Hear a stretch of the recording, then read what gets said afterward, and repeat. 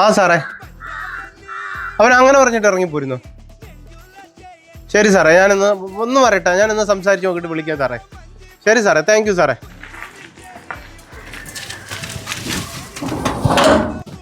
ആ, നീ ഇത്ര പെട്ടെന്ന് നീ എത്തിയോ?